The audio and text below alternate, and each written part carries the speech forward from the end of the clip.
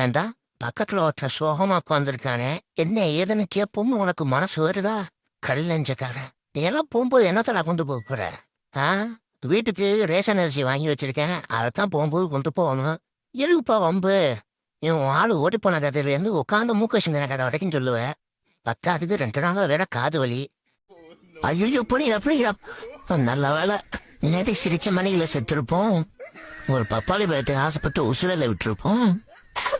என்னடி பேர சொல்லி பால குடி. டேய் பார்த்து போடா, எனக்கு தெரியும் நீ போடா. ஆள போடுறா ஏன் வேணார், நான் எவ்வளவு ஸ்டெடியா இருக்கேன் பாத்தியா? நல்லா ஓடுற பாம்பே வெட்டுக்குன்னு உரியின் மடக்குன்னு இருங்கிறோம். பொங்கல் எங்க போறீங்க? வெயிட் பண்ணுங்க, நானும் வரேன். டேய் ஐயோ எப்படி நடிக்குது போடுறா. லைட்டா ஆச்சா, நடிக்காத. டேய் ஏந்திரு, மறுபடியும் பாரா.